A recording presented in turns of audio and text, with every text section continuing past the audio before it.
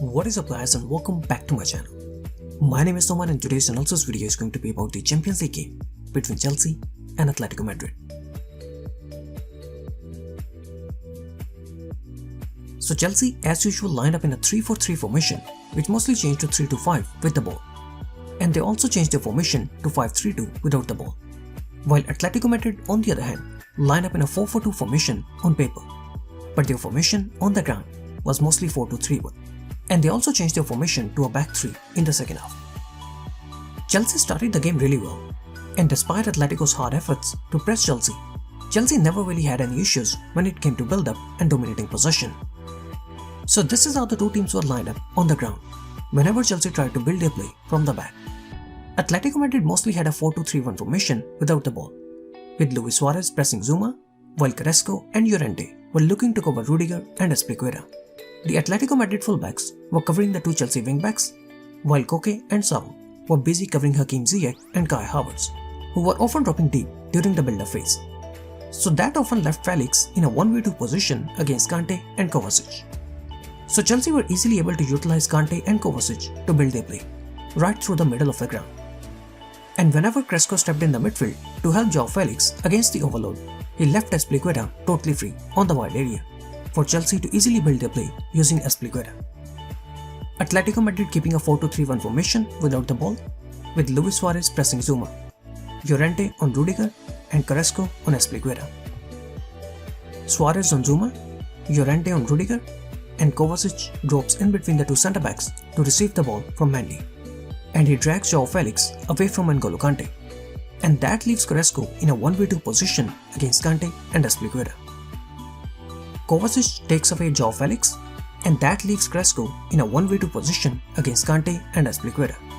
Carrasco moves in the midfield to cover N'Golo Kante, and Mendy easily picks Azpilicueta. Azpilicueta receives the ball from Mendy, and he plays a first-time pass to Reece James, who plays a one-touch pass in the big open space for N'Golo Kante to help Chelsea easily build the play. Koke and Saul are nowhere to be seen, as they were busy covering Kai Havertz and Hakim Ziyech, and that has left a big gap behind the front line of Atletico Madrid for Chelsea to exploit. Azpilicueta to Reece James, and N'Golo Kante is now totally free to receive the ball and run in the open space, as Koke and Saul were staying very low and they were not helping their front line during the pressing phase, which made Atletico Madrid's high press very ineffective. Here again, Mendy to Azpilicueta, and watch here. Instead of pressing Kovacic and stopping him from receiving the ball, Koke once again decides to drop back, which leaves Kovacic totally free behind the front line of Atletico Madrid to receive the ball with time and space from Azpilicueta. Mendy to Azpilicueta, Carrasco steps out to press Azpilicueta, and Kante takes away Joao Felix. And I have no idea what was Koke trying to do here. He leaves Kovacic totally free, who now has so much space to receive the ball and help Chelsea in the build-up. Kovacic receives the ball behind the front line of Atletico Madrid, and now he has so much space to run into. And watch the reaction of Luis Suarez, how frustrated he is with the lack of support during the pressing phase. Overall, Atletico Madrid's pressing was very poorly organized, and there were spaces in the middle of the ground for Chelsea to easily build their play. And Diego Simeone also accepted it in his post-match interview. We tried to press them, but they were able to get out of it, and we just couldn't keep up with them. Atletico Madrid on the other hand did not take any chances when it came to building the play from the back, and they mostly went with a more direct build-up approach that involved playing long passes from the back.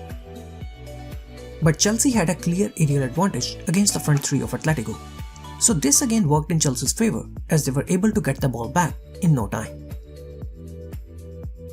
Atletico Madrid badly needed the goals, so it was obvious that unlike the last game, this time they were going to move up and attack Chelsea, and this is where Thomas Tuchel's team selection came into play.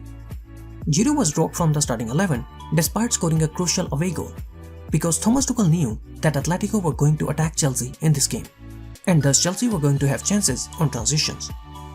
And we all know that Giroud is not the quickest, and this is where the pace of Timo Werner and Kai Havertz came into play, with Hakim Ziyech playing just behind the front two and using his passing range to try and release Timo Werner and Kai Havertz on transitions. Atletico Madrid won a free kick and they decided to push 8 players in the Chelsea box. Chelsea won the ball and then it was all about the pace of Chelsea's front three. 3v2 in Chelsea's favour and Chelsea make them pay for their mistake.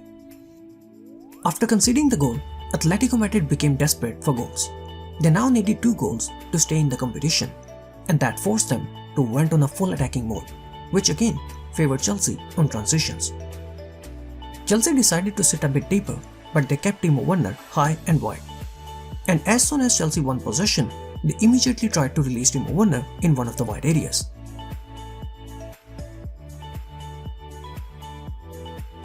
Chelsea now sitting deep in a 5-4-1 formation, and as soon as they won possession, they immediately tried to release Timo Werner in one of the wide areas. And this is how Chelsea scored the second goal as well.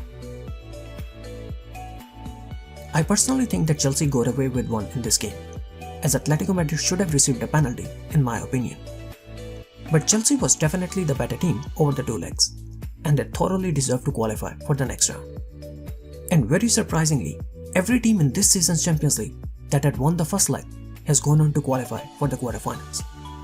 And with this victory, Thomas Tuchel has now become the first manager in Chelsea's history to remain undefeated in his first 13 games in charge. First manager in Premier League history to keep a clean sheet in each of his first 5 home league games, and now the first manager in Chelsea's history to remain undefeated in his first 13 games in charge. This man is breaking record after record.